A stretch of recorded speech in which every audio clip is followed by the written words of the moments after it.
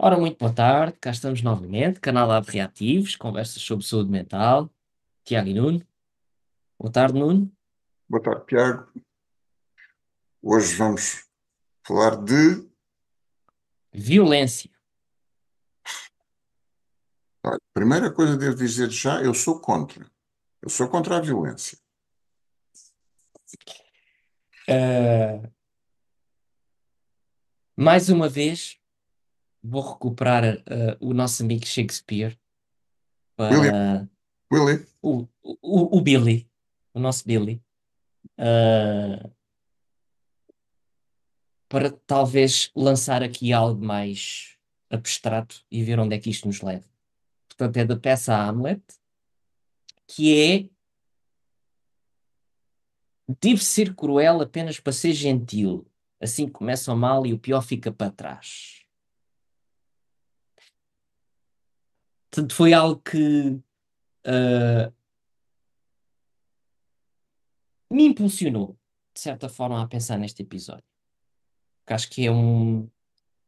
Acho que a própria palavra violência, e com ela também posso incluir, por exemplo, palavras e o próprio fenómeno em si também, da agressividade, transportam às vezes consigo significados dominantes que podem não traduzir tudo aquilo que isto engloba ou que poderá querer significar.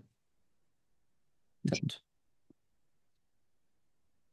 mas eu acho que lançaria aqui estas interrogações para o ar, que é: o que é violento? O que é violência? Uh, Afinal, isto é o quê? É algo que impressiona? É algo que deveria impressionar, mas não impressiona? É isto tudo? Não sei. Portanto, acho que tem um significado assim muito, que eu acho que é amplo, mas as pessoas às vezes trazem um significado, por exemplo, em clínica, acho que o significado às vezes vem muito fechado. é. E se calhar eu queria já fazer aqui uma clarificação. Muitas vezes as pessoas confundem violência com agressividade. Ah, o que, pelo menos na área da psicologia, saúde mental, são duas coisas diferentes. A meu ver, a agressividade faz parte da natureza humana, da natureza de vários outros mamíferos, se não de todos os mamíferos. Assim, pensando só sobre o joelho, pelo menos dos predadores, faz parte É, da E vida da mental. própria natureza, não é? O planeta tem erupções sísmicas, tem cataclismos naturais, não Epá, será isso? Tiago, essas coisas põem os cabelos em pé. Que é, o planeta não tem uma vida psíquica. Epá, eu sou capaz de esticar, sou capaz e faço até, defendo bastante a ideia de nós esticarmos eh, o- os fenómenos psíquicos a outras espécies de seres vivos. Epá, agora, a realidade física, que ela seja agressiva, pode ser cruel, pode ser violenta. Agora, não tem a propriedade psíquica que é aquela que está pensa à agressividade, que eu acho que é um Uhum. fenómeno psíquico e que é inerente à condição mental. Aliás, muitas vezes os pacientes queixam-se que eles próprios que são muito agressivos, ou que o cônjuge ou o filho ou lá o que é agressivo. Não, é agressivo. Como se a agressividade fosse uma coisa que se possa viver sem. Ah, se possa viver mentalmente sem a agressividade. Portanto, eu gostava de fazer esta clarificação. A, a violência pressupõe o ato, ah, pressupõe o ato que pode ser até a omissão de algo, um não ato pode ser extremamente violento, pode ser extremamente destrutivo. A agressividade, bom, é uma força do nosso aparelho mental que condiciona uma grande parte do processo mental. Ahm, eu gosto de fazer gosto de citar isso, não sou entendido na matéria, mas agora já sei o nome. Ahm, de acordo com a mitologia hindu, há uma trindade divina que inclui Brahma, Vishnu e Kali. Kali? Epá, é sempre aqui que eu me engano. Ou Shiva? Não, Shiva é a deusa. Ok, Kali. Que são deuses, entes, entidades, Brahma associado à criação, Vishnu à preservação e Kali à destruição. Uhum, Nenhum deles é o deus do bem ou o deus do mal, nenhum deles é imbuído de um valor negativo ou positivo à partida. Eles são encarados como fazendo parte da vida, como fazendo parte da realidade, são incontornáveis, né? Eu acho, não gosto de deixar de fora esta ideia de Vishnu, a divindade da preservação e manutenção das coisas, né? Que era de facto uma divindade que devia inspirar muito mais os nossos governantes, porque não basta criar hospitais maravilhosos, é preciso preservá-los, porque senão aquela porcaria às tantas parece uma casa de ratos, não é? Bom, mas não divergindo com essas brincadeiras. Ahm,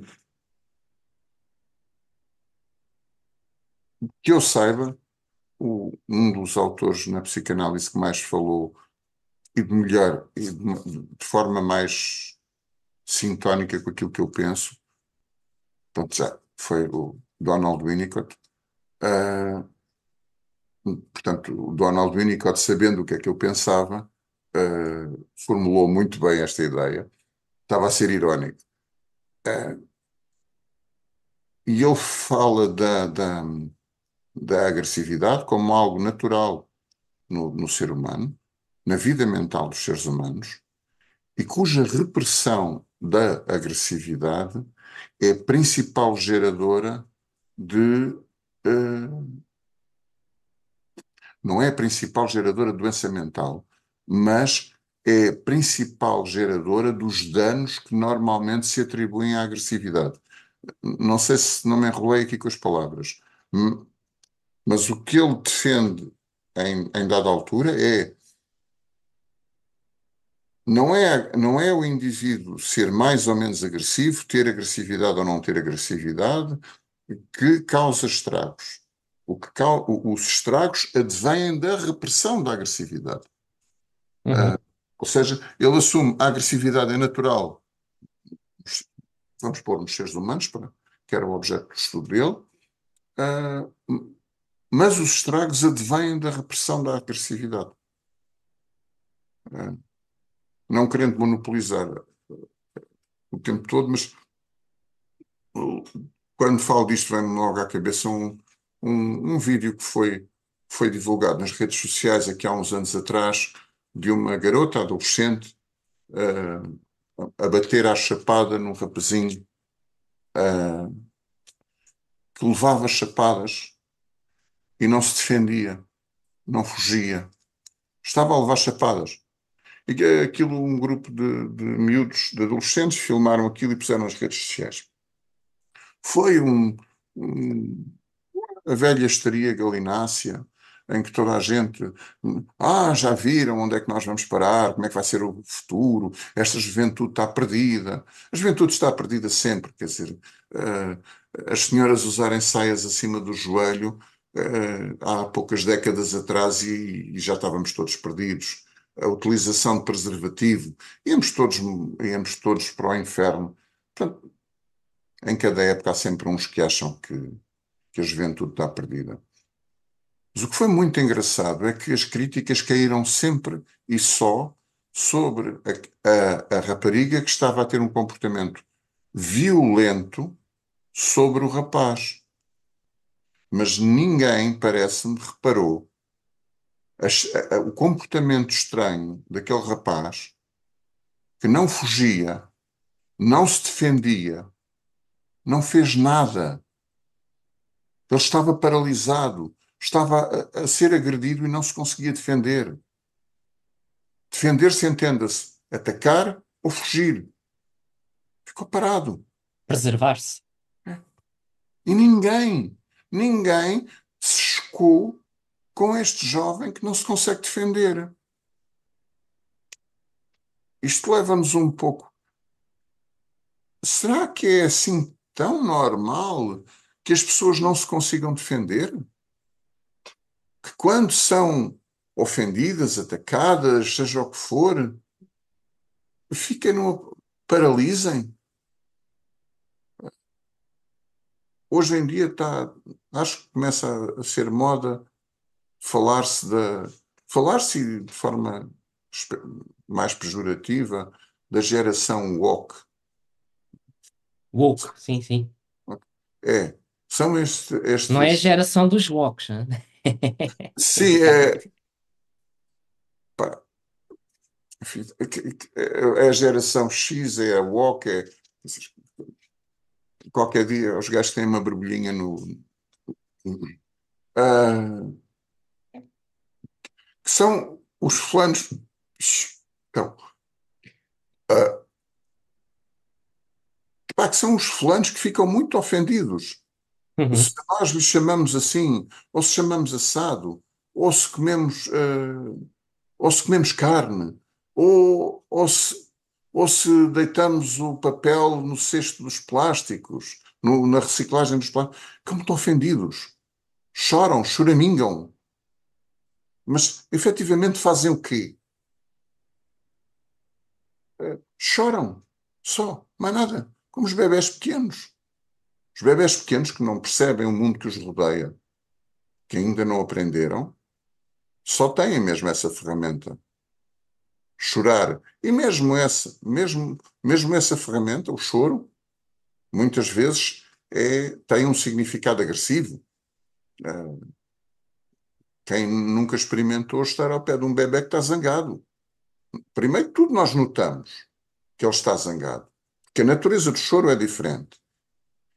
Além do mais, o choro dele torna-se incómodo. O bebé que está em sofrimento, que está aflito, que pede ajuda com o choro, tem um choro diferente do bebé mais crescido, que foi frustrado com alguma coisa e que chora num misto de chorar e rosnar. É um choro diferente. O gajo está zangado. Pá. O gajo é pequenino e não nos pode fazer mal. Se pudesse, matávamos. Só uma Pois. larecha que gosto bastante. Os, os gatos e os tigres são muito parecidos. Ambos desejam matar-nos. Só que os tigres conseguem. Eu aplico isso muito aos bebés. Quer dizer, os bebés também têm desejo de morte em relação a quem os rodeia. Naturalmente. Felizmente são pequeninos e não nos conseguem fazer estragos, porque se conseguissem, fariam o mesmo que um tigre faria.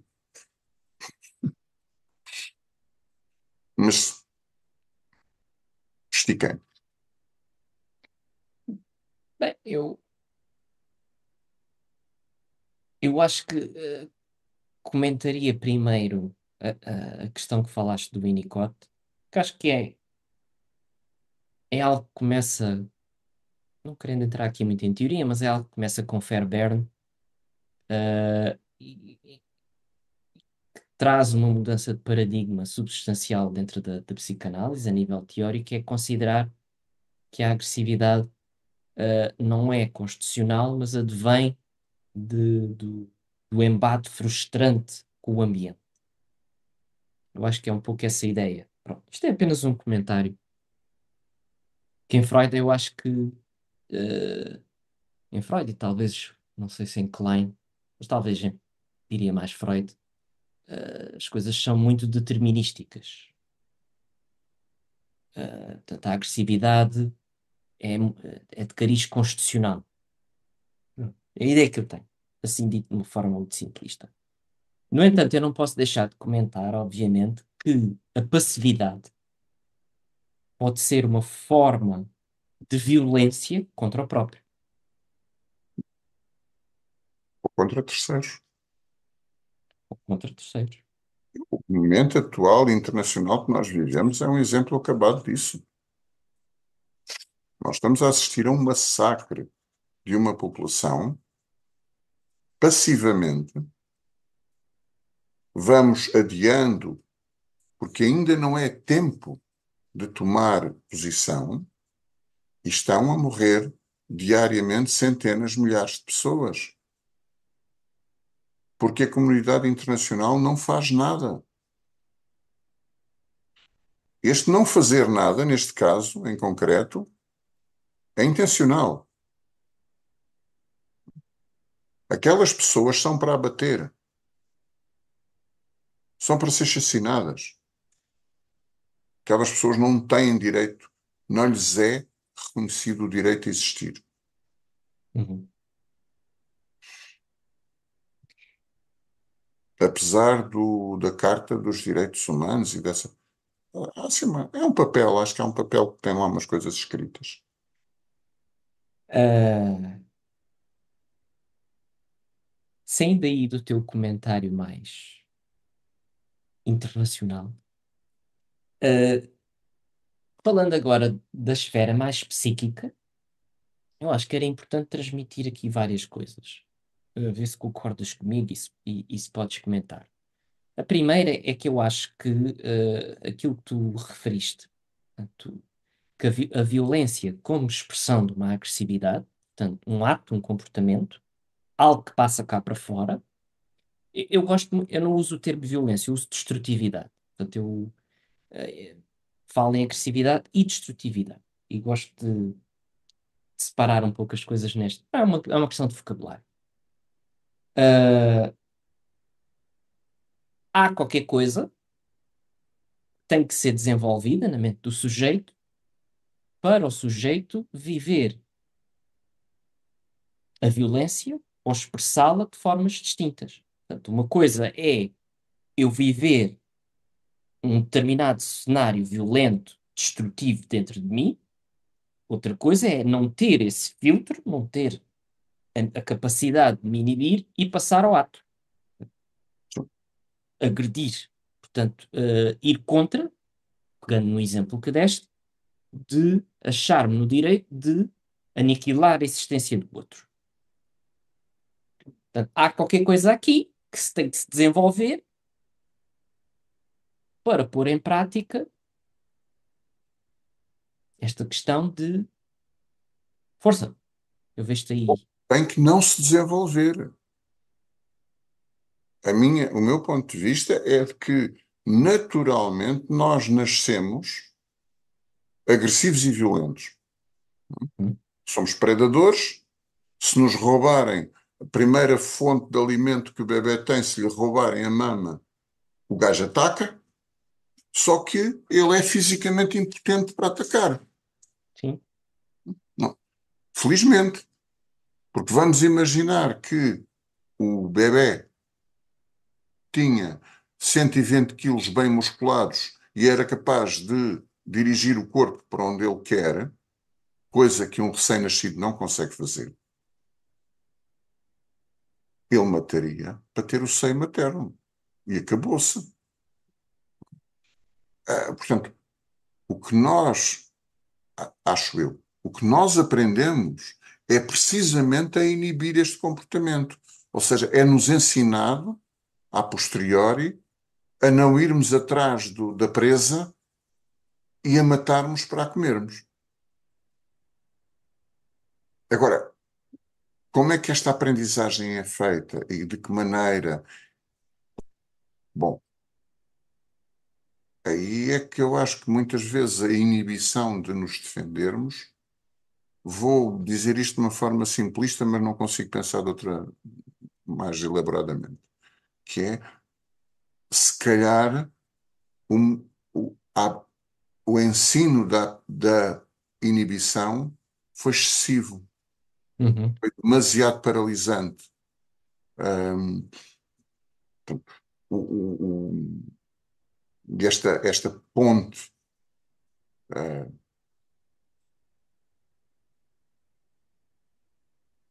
ficou demasiado estreita.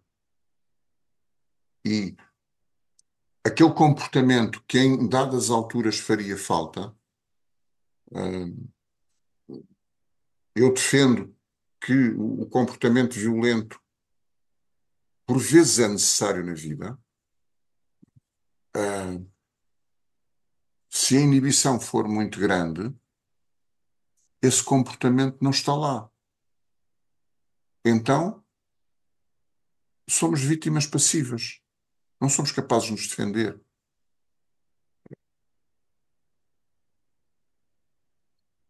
Estava aqui a pensar numa coisa, mas não se pode dizer. Uh, Inibe-te. é melhor me inibir, né? Ah, pois, eu gosto, pelo menos no referencial que eu mais me identifico e aquele que me é mais familiar, ah, eu vejo muita aptidão. Pronto, isto é uma ótica mais bioniana de pensar. Eu vejo muito o pensamento como a criação de uma faculdade que permite ao sujeito, lá está, como o Freud dizia, adiar temporariamente este desprazer e procurar um prazer ulterior mais seguro, né? Portanto, esta emergência que ele chamava do processo secundário, de o sujeito se deter e poder transformar aquilo que tem dentro dele em algo mental, em algo que possa usar, que possa criar, que possa expandir. E Bion, pronto, aprovou muito esta linha de pensamento e expandiu-a, pronto, para o seu referencial teórico próprio. Uh, e eu pegaria nisto, pronto, para mim acho que há muito esta faculdade, não é, do pensar. Portanto, não vou dizer que a pessoa que pensa não pode ser violenta, não é? Obviamente, não. Sim. Mas, por exemplo, uma coisa que é extremamente violenta de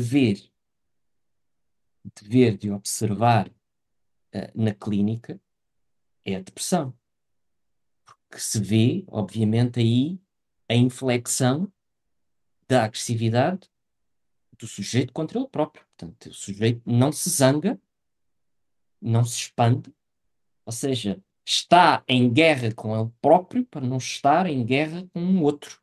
Ou outros que, em determinado momento, ou por determinadas vicissitudes, a história ou o vivido levou a esta determinada conjetura.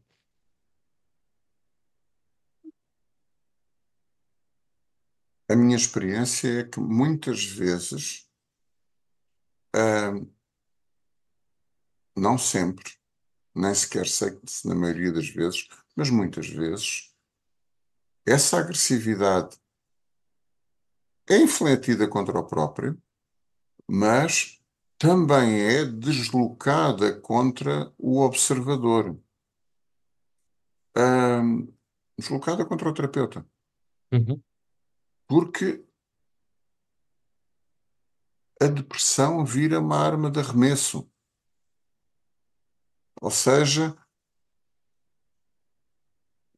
a, a sintomatologia depressiva pode ser e é utilizada por alguns depressivos como uma forma de atacar os que o rodeiam. na equação winnicottiana, que ele fala na, na repressão da agressividade poder conduzir a, basicamente, ele põe as três hipóteses, que é um aumento da tensão dentro do próprio indivíduo, portanto, aqui a agressividade guardada dentro do próprio e virada contra o próprio, mas ele fala a segunda, que é a agressividade deslocada, ou seja, em que eu dirijo o ataque não contra o objeto que me causa a frustração, mas contra um outro objeto que não causou pelo menos essa frustração. Hum, Pronto, já agora o Winnicott fala a outra consequência que para mim é a mais revolucionária, a afirmação mais revolucionária dele, que é a agressividade não cumpre a sua função. Isto é a assunção da importância psíquica da agressividade. Ele depois vai mais longe, se der tempo, gostava de lá voltar, mas muitas vezes o paciente deprimido, mais o paciente depressivo, atira-nos à cara com a depressão dele. E se nós nos armamos em parvos a tentar tratá-la, ele bate-nos com a agressividade. Uhum. Uh, Portanto, a a vontade de atacar, a vontade de causar dano ao outro, está lá, Sim, sim. dirigida contra o próprio, dirigida contra um terceiro, diria tudo menos dirigida contra o objeto que causou a frustração. Se- Eu acho que posso estar a dizer uma grande baboseira, mas há algures em tempos li que os hipnotizadores de serpentes, que todos nós achamos muita graça quando vemos aquelas imagens dos indivíduos a tocarem flauta e a serpente a prestar atenção à música, não está a prestar atenção à música. Ela levou várias vezes com a flauta na cabeça. O treino delas é feito mesmo dessa maneira. Leva com a flauta na cabeça. Uma vez e outra e outra. Então ela presta uma atenção enorme à flauta, não é à música. É à flauta. Porque a flauta faz-lhe doer. Portanto, e se nós dermos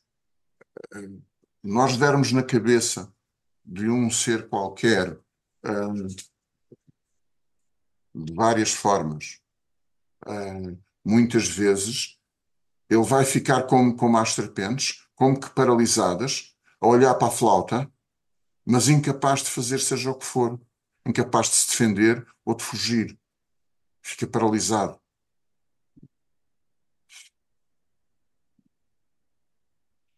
Ah, aproveitando agora isso, uma vez que já tocámos aqui no eixo mais depressivo, ah, muitas vezes acontece também o paciente perguntar: sou um psicopata ou um sociopata? Portanto, as pessoas também trazem esta preocupação. Parece-me eu muito determinado ou determinada por aquilo que vêem nos filmes, nos documentários, naquilo que é falado a nível dos mídia. Eu acho que também era interessante, e aqui lançava-te a bola, não é? Portanto, o que é isto da sociopatia e psicopatia? Não é? Epá, essa é uma grande pergunta. É, mas efetivamente as pessoas muitas, sobretudo criados numa sociedade como a nossa, eu não sei, não conheço outras, portanto, mas eu acho que a nossa é essencialmente muito perversa, em que nós temos uma imagem da nossa sociedade, do meio em que vivemos, muito idílico, muito angelical, quando na realidade não é. E somos ensinados desde muito pequenos a proscrever toda a pulsão agressiva, toda a pulsão mais destrutiva. Ah, É claro que todos nós, na condução, já tivemos vontade de matar o gajo que vai à nossa frente. Ah, Isso é comum. Ah, diria quando depende das horas do dia em que se conduz. Se calhar a qualquer hora. É natural. Agora, dou só lá um passo atrás, porque eu pus-me para aqui a falar, porque o tema da agressividade barra da violência é um tema que me é muito querido. Uhum. E, e- e não quero que fique a ideia de que sou um apologista da violência. Não é? Eu considero como uma força natural dos seres vivos, do ser humano como ser vivo que é, a, a pulsão agressiva, o drive agressivo, chamem-lhe o que quiser. Ah, Ainda mais porque somos predadores. Nós, humanos, somos predadores. Nós caçamos para comer. Não é? Nós já caçamos por interposta pessoa, mas continuamos a caçar para comer. Matamos para comer. Hum,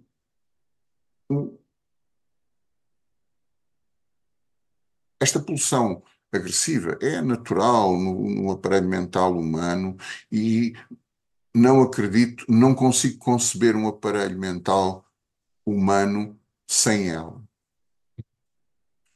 Mas, pegando naquilo que tu disseste, com o tempo, nós devemos desenvolver um processo mental elaborado que nos permita lidar com as nossas pulsões básicas em sociedade.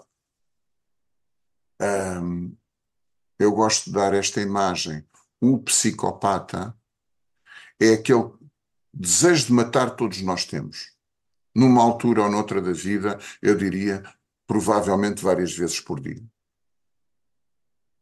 A diferença entre o psicopata e os outros é que o psicopata tem desejo de matar e mata. O psicopata tem desejo de violar e viola.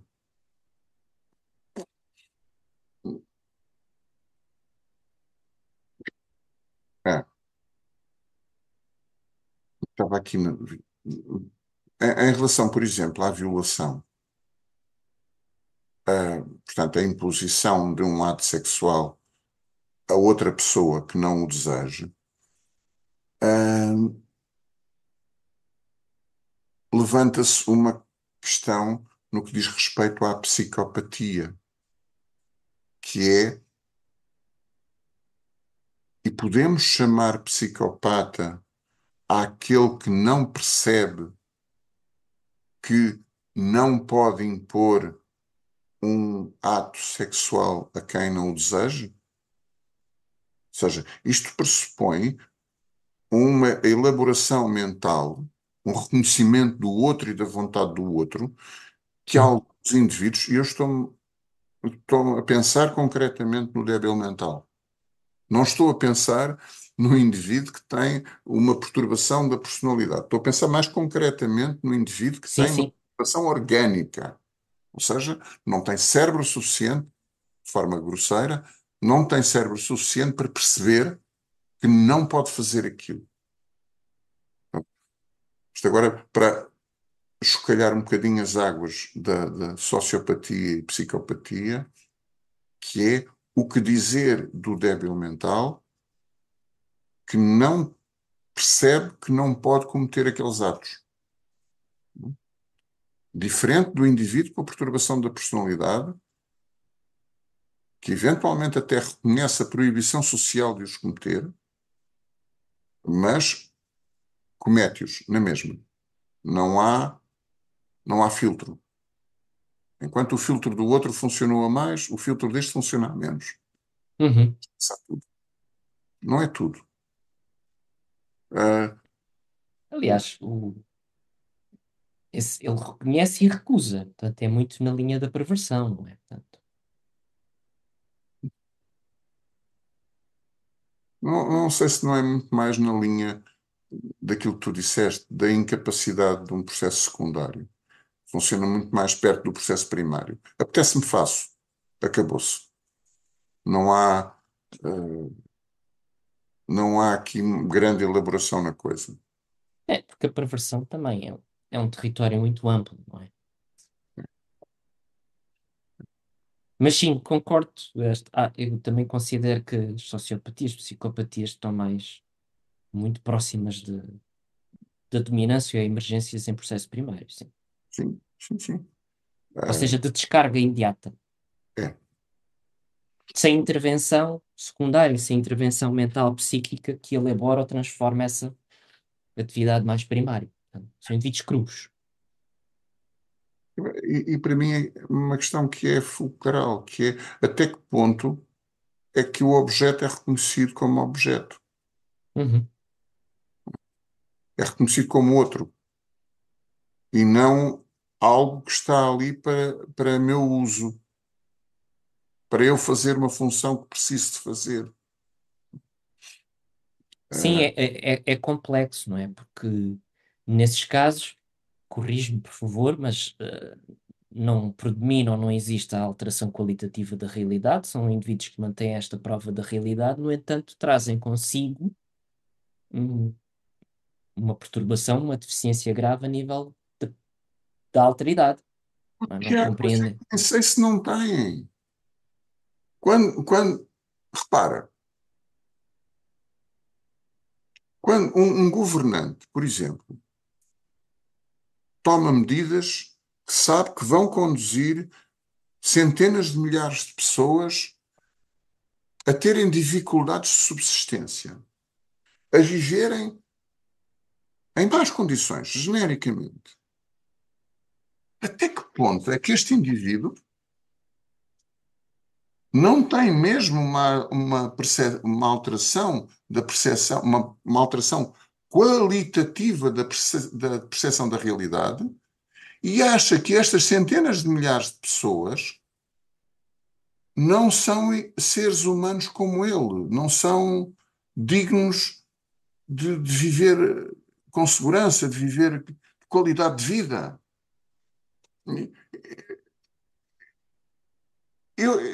Eu creio que estes indivíduos de facto acham que aquele outro em particular não. Bem, e na realidade, onde é que está escrito? Estou a ser provocador. Onde é que está escrito que aquele outro tem esses direitos? É naquela folha de papel que eu falei há bocado, que essencialmente serve para limpar o cu. Serve para se falar dela quando nos dá jeito. De facto, aquela folha não tem valor nenhum.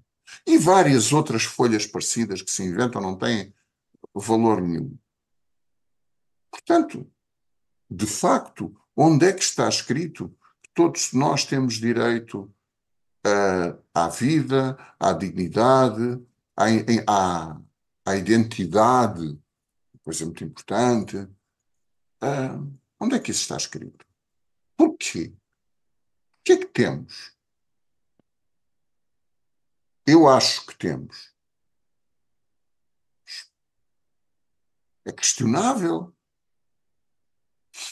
Inclusivamente, quando se utiliza a designação de psicopatia ou psicopata, ah, ok, o termo em si não diz nada, mas se passarmos para um conceito aparentado que é de personalidade antissocial, bom, essa personalidade antissocial é aquela que não cumpre os requisitos ou não cumpre as ordens de uma determinada sociedade.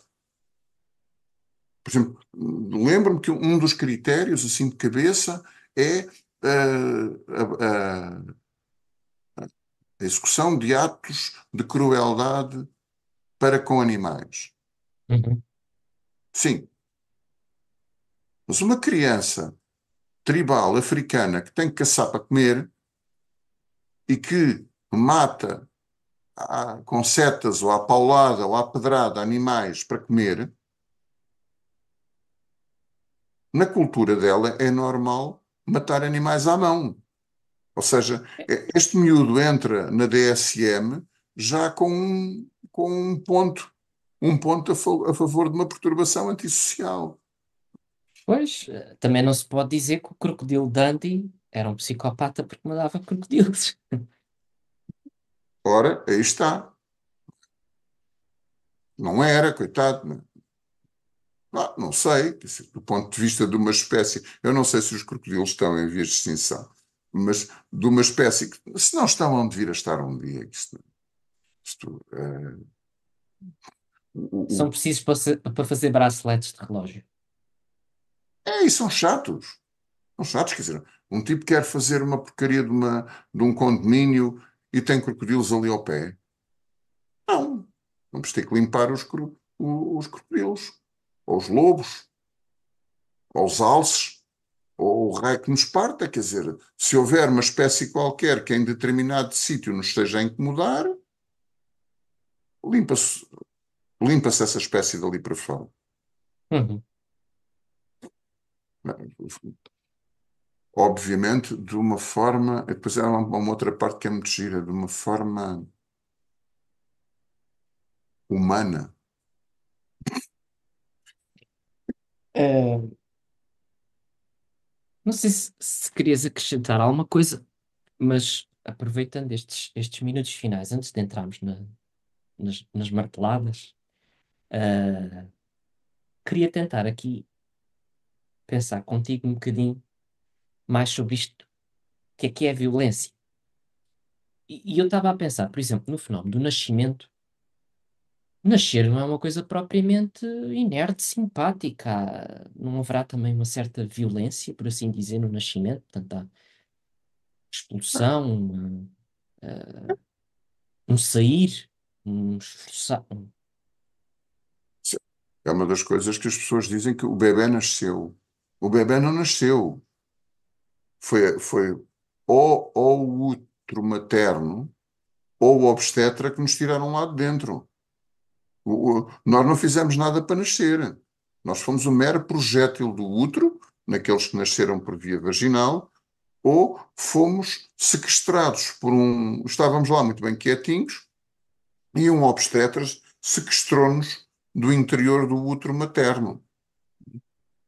Portanto, é um sequestro, é uma expulsão do paraíso, assumindo a vida intrauterina como um paraíso. Uhum. Portanto, fomos expulsos de uma forma violenta. E já agora, eu gosto de brincar, violenta e um bocado cruel, porque agora com estes romantismos todos, do papai ir assistir ao parto, isso assim, não são raros os papás que durante o parto desmaiam quando veem o bebê nascer, porque a cena é bastante cruenta e algumas pessoas com a emoção do momento também, quer dizer, Impressiona. eh, o sujeito, o que às vezes, em algumas equipas médicas que estão a assistir ao parto, é uma chatice, porque tem um parto natural que está a correr bem, um puto que está a nascer todo saudável, e entretanto tem o papá com a cabeça partida porque bateu com a cabeça no chão quando desmaiou. Olha, e agora metendo-me contigo, e entrando aqui mais numa piadinha não é contra, mas já estás a ver, estou eu próprio a ser violento. Ah, acerca da comunidade médica. O cirurgião,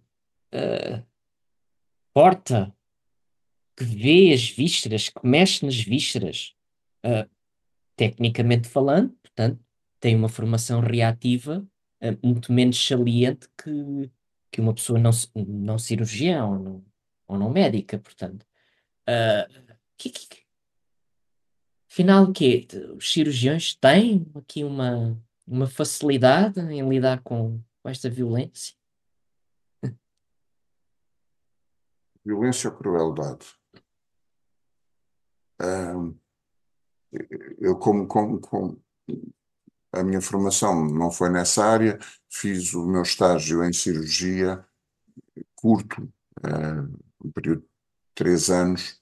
De, epá, 3 meses. 3 meses, 3 meses. A especialidade de cirurgia é que tem uma duração de 6 anos. Pronto. E tive a honra de trabalhar numa equipa com um cirurgião que muito prezo e que tinha uma particularidade. O campo operatório deles sangrava muito pouco. Ele dedicava muito trabalho a manter, a cauterizar e a laquear pequenos vasos, por forma que quando entrava na cavidade abdominal, fazia, aí é a impressão que eu tenho, posso estar enganado, mas ele fazia muito desbridamento dos planos em vez de corte. Portanto, preservava as estruturas anatómicas para chegar onde queria chegar. Um, e o campo operatório dele era extremamente limpo. Pareciam fotografias ou mesmo desenhos dos livros de anatomia. Quase não havia sangue. Uh, Portanto, o grau de crueldade na cirurgia um, não é sempre o mesmo. Não é? Inclusive, e isso já são coisas um bom bocado fora do meu tempo. Não é? Hoje em dia fazem cirurgias, não estou a falar nas laparoscópicas, mas fazem cirurgias com equipamentos em que, como se costuma dizer, só se fez um furinho, não se cortou quase nada.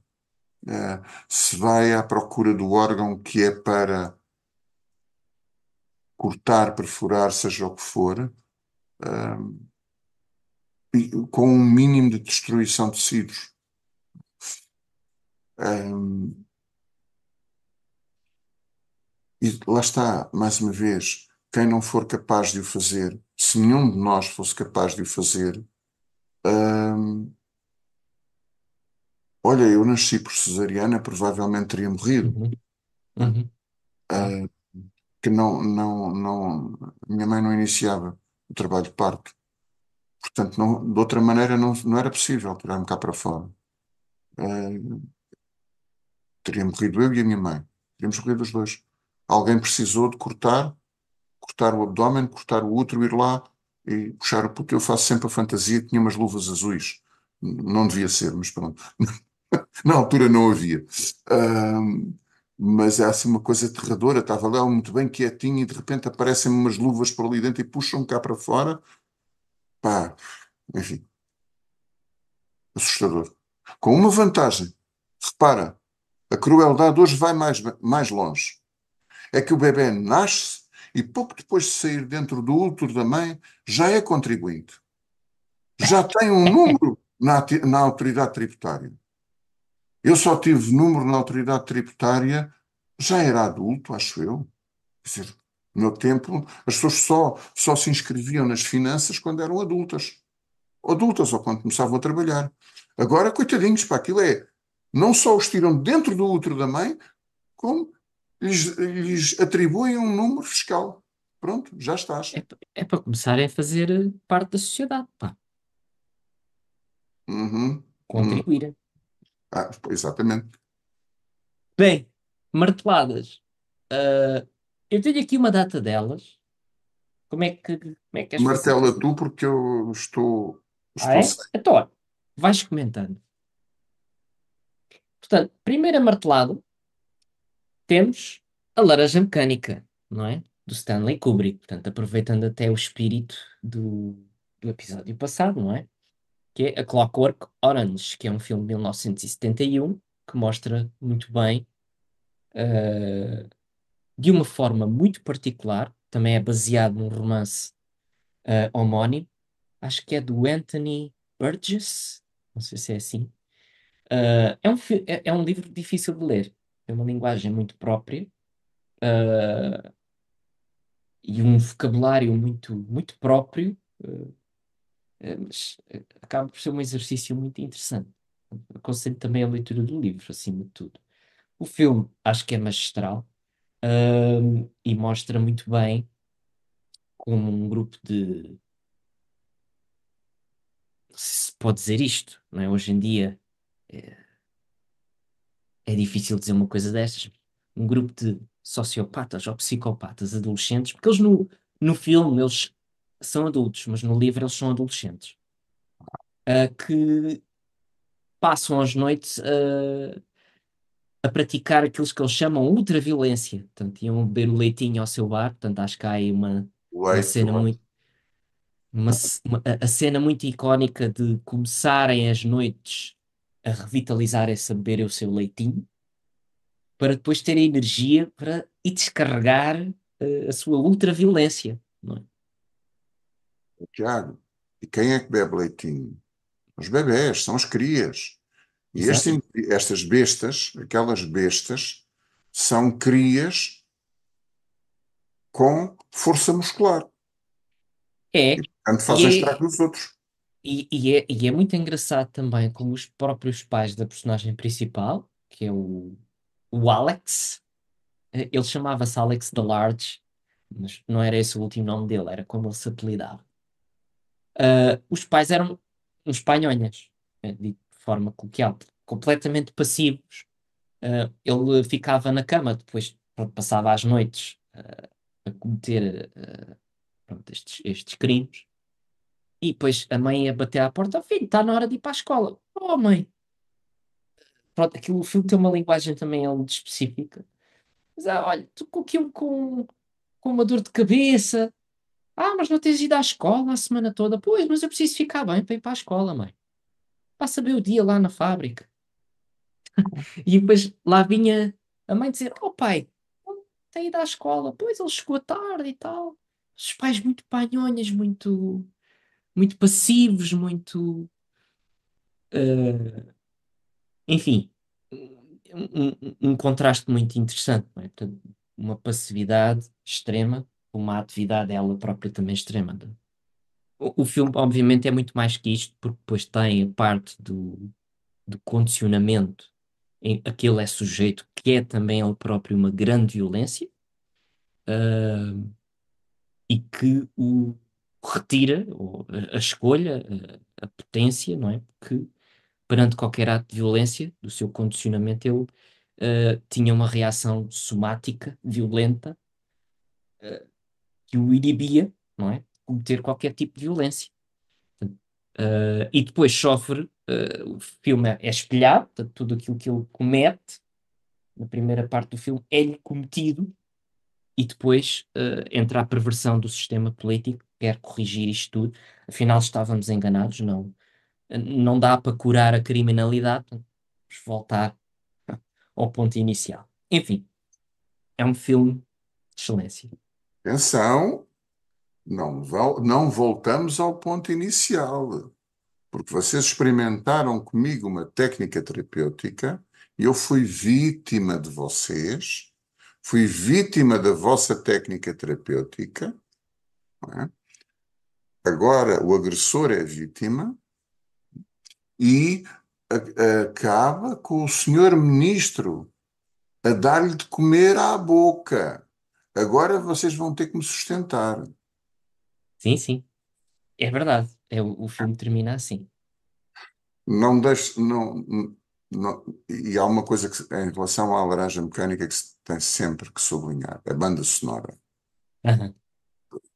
O Stanley Kubrick, que é pronto, um excelente realizador, e faz este filme todo com banda sonora de Beethoven, de que Sim, o e não só. Alex, Sim, mas ele extasiava-se com a nona sinfonia do Beethoven. exatamente, e durante o condicionamento, Ele perde condicionamento isso. reversivo, condicionam-no para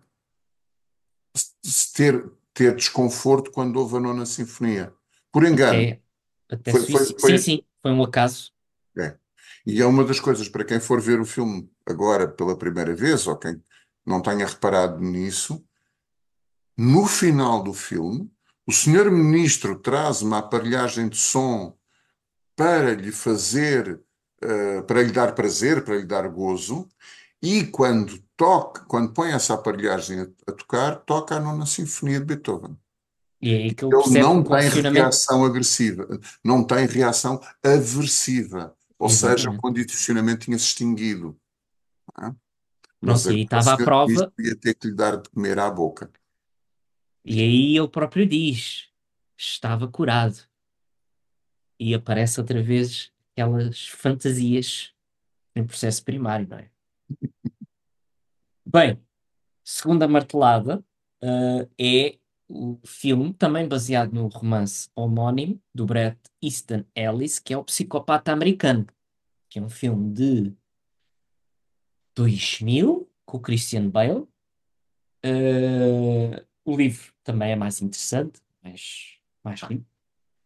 Uh, uma curiosidade, não sei se estou enganado, mas o Bret Easton Ellis, que não sei se chegou a ser consultor para o filme, ele escreveu este livro, um psicopata americano, e acho que ele foi buscar inspiração ao pai dele.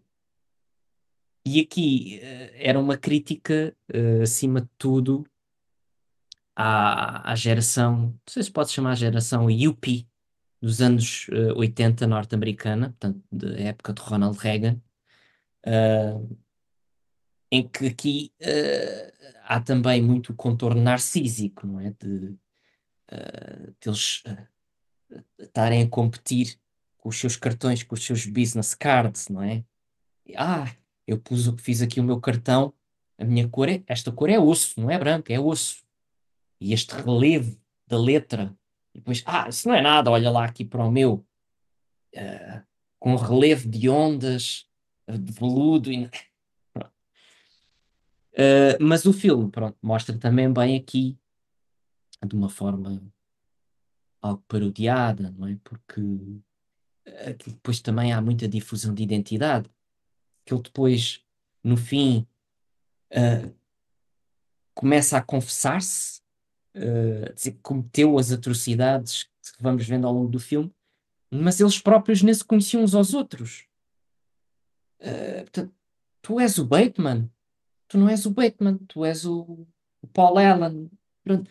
Ninguém se conhecia ninguém, toda uma difusão, um desligamento da condição humana, mas também um desligamento das relações, Pois, uma superficialidade. Depois ele explicava os cremes que aplicava, tudo superficial.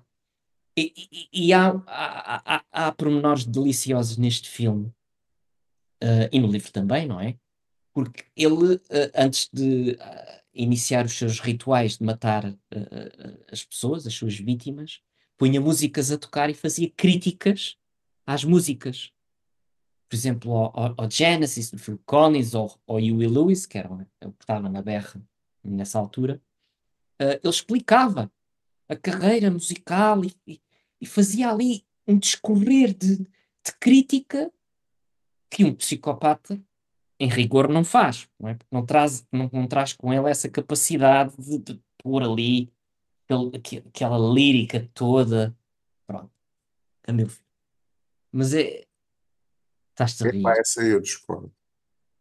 A maior É. parte dos psicopatas são extremamente cultos. E não é uma condição para se ser psicopata. Só que Uhum. nós achamos que o psicopata é aquela figura do filme norte-americano em que o indivíduo mata as pessoas para lhes tirar os pelos do rabo, para fazer, não sei, uma trança, para ficar mais poderoso ou para deixar de ser careca. Isso é um psicótico, não é? Claro. Isto são características psicóticas. O desrespeito pelo outro, ou o não reconhecimento do outro, esse traço que eu acho que esse sim é fundamental na psicopatia, esse existe aqui em todo o lado. E, portanto, tens uns senhores muito bem falantes, que são senhores doutores e são senhores fulanos e essas coisas todas, e que são inclusivamente dirigentes políticos, isso tudo, que são psicopatas. Portanto, eu acho que um dia destes temos de nos dedicar a falar só sobre esse tema, porque esse tema tem muito mais ramos do que aquilo que possa parecer. E essa ideia do psicopata com uma pobreza mental, não concordo. Ok. Alguns têm, outros aparentemente não. Têm é a capacidade relacional é que é muito escassa. Uhum. Bem, aí tu traz bem mais experiência que eu para apresentar essa, essa divergência. Mas sim, ok. Olha, passando para o próximo exemplo, que é considerado na arte cinematográfica como o melhor exemplo do que é um psicopata, é o filme de 2007 dos irmãos Coen, que é Este País Não É para Velhos, No Country for Old Men, que mostra a história do indivíduo que, interpretado por Josh Brolin, que apanha uma mala de dinheiro da máfia, acho que é da máfia mexicana, mas já não me lembro bem, e eles lançam o Anthony Xirgu, não sei se é assim o nome dele, que é interpretado por Javier Bardem, uh, para recuperar este dinheiro. Portanto, e segundo os críticos e os peritos e tudo mais, é considerado o exemplo mais fiel do que é uma psicopatia. Isto é o que se diz, não estou a dizer que é o que eu digo. Mas é também um filme, pronto, já é dos irmãos Coen, são realizadores e argumentistas bastante consistentes e que apresentam sempre uma qualidade muito acima da média a nível das suas obras. Depois, tenho mais duas. Dentro destas duas últimas, gostava de falar também de Uma História de Violência, que é um filme do David Cronenberg. Este realizador tem um background de artes plásticas, que é também o realizador da Mosca. Não Hum, sei, acho que é um filme bem conhecido, que um dia haveremos de falar. Que é uma obra, a meu ver, intemporal. Uh, É um realizador muito visceral, que gosta muito de mostrar as cenas viscerais, explícitas, cruas, não sei dizer, não tenho mais palavras. pois, isso. Sim. E acho que este filme encaixa aqui muito bem em tudo o que falámos hoje.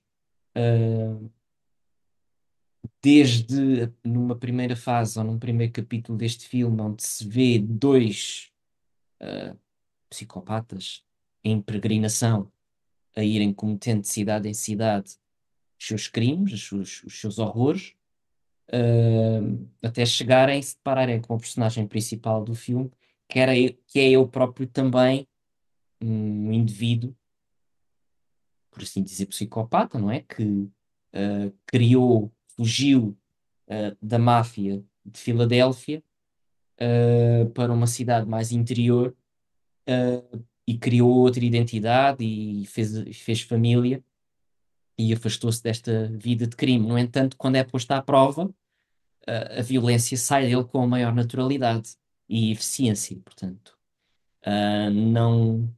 não perdeu a sua capacidade de executar, matar e não hesitar.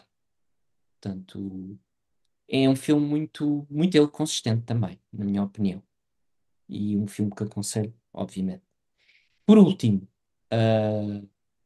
não podia deixar de apresentar este,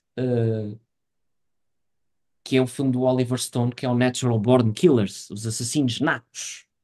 Acho que é de 95, com o Woody Harrelson e a... Não me estou a lembrar do nome dela. Não é Charlotte Lewis. Juliette Lewis. Pronto, que mostra muito... Acho que de uma forma muito paródica a violência gratuita. O gratuito da violência, tá? Ou violência gratuita, não sei. Uma ou outra coisa, ou se as duas em simultâneo, de como O filme é todo ele violência, todo ele a gratuitidade da violência. Portanto, não há.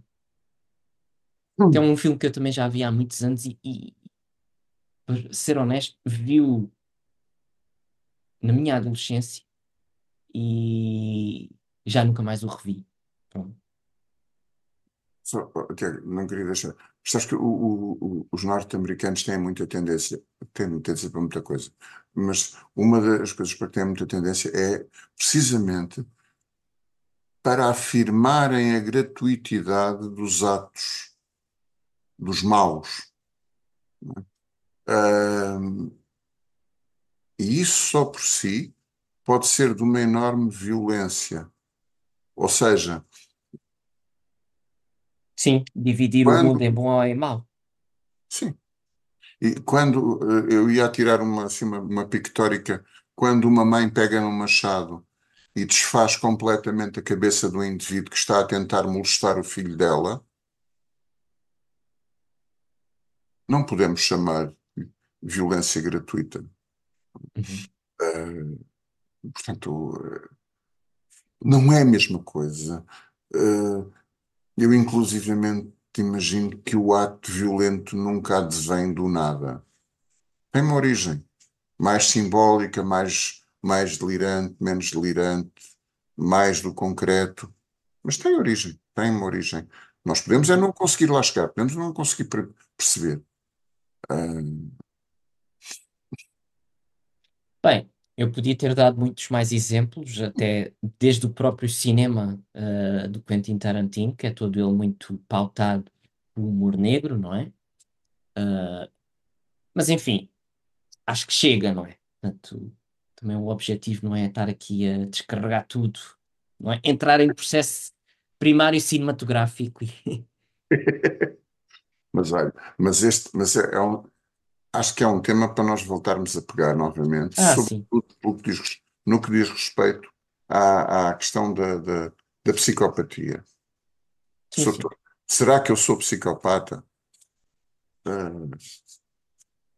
eu acho que é uma boa pergunta e é uma pergunta que merece mais resposta. Ah, só me ocorre a resposta de brincadeira, espero bem que não.